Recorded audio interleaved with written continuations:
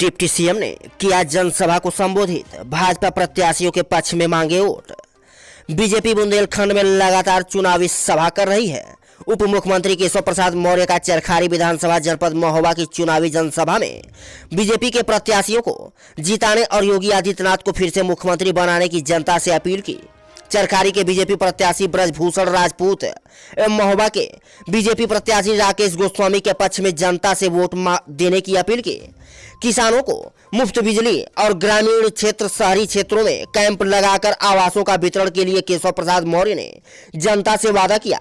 Bharatiya Janata party के महोबा विधानसभा के प्रत्याशी राकेश गोस्वामी चरखारी विधानसभा के प्रत्याशी ब्रजभूषण राजपूत को भारी मतों से विजयी बनाकर योगी आदित्यनाथ को मुख्यमंत्री बनाने की जनता से पुरजोर अपील की। समाजवादी पार्टी को निशाना साधते हुए कहा, धर्म और जातियों के नाम पर अखिलेश यादव जनता को बांटना चाहते हैं। अखिलेश यादव के राज्य में दंगाइयों गुंडों का राज रहा था। बुंदेलखंड क्षेत्र के विकास के लिए, किसानों मजदूरों के हितों के लिए अब की बार फिर भाजपा सरकार का वादा किया। देखें पूरी रिपोर्ट हमारे संवाददाता श्यामजी तिवारी के साथ।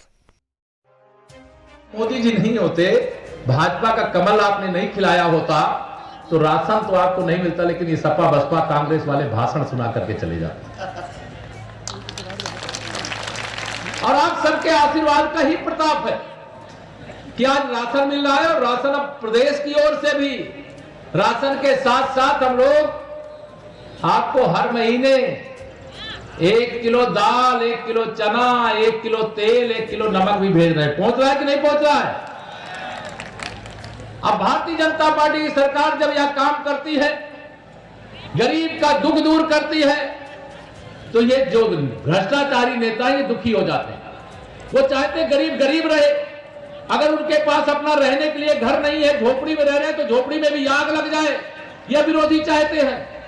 लेकिन मोदी जी क्या चाहते हैं कि देश के, मेरे बुंदेलखंड के, प्रदेश के हर गरीब जिनके पास अपना रहने का पक्का मकान नहीं है, हर गरीब को पक्का मकान बना करके देने का काम किया जाएगा। सरकार का जो बजट आया है उसमें 80 लाख मकान फिर बनाने का बजट उसमें बना दिया गया।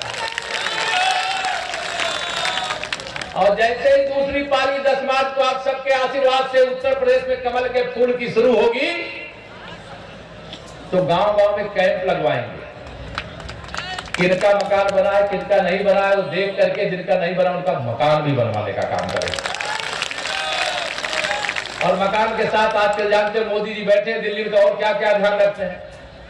पक्का मकान भी बनाते हैं, शौचालय भी बनवाते हैं, रसोई गैस का कनेक्शन भी देते हैं।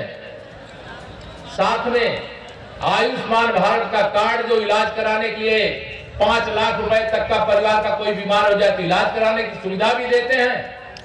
और साथ में सौभाग्य योजना, जो गरीबी के कारण से आजादी के 70 साल बाद भी जिनके घरों में बिजली नहीं लगी थी पैसे के अभाव में, बताइए भारतीय जनता पार्टी की केंद्र में और उत्तर प्रदेश से सरकार बनने के बाद हर घर में बिजली लग गई कि नहीं लग गई?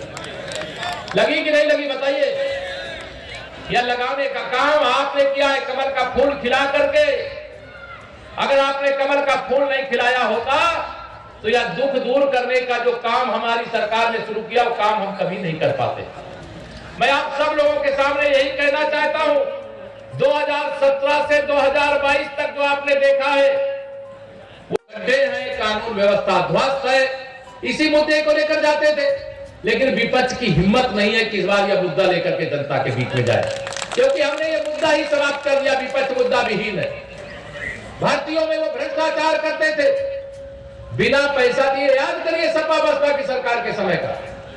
मेरे जो भी यहाँ पर बैठे भाई बहन है, बड़े बुजुर्ग हैं, उनको अपना खेत बेचना पड़ता था, कर्ज लेना पड़ता था, माताओं बहनों को अपना जेवर बेचना पड़ता था, बेटवा को कैसे नौकरी मिल जाए, बिटिया को नौकरी मिल जाए। लेकिन भारतीय जनता पार्टी की सरकार तो 2 लाख नौकरी 5 साल में देते थे।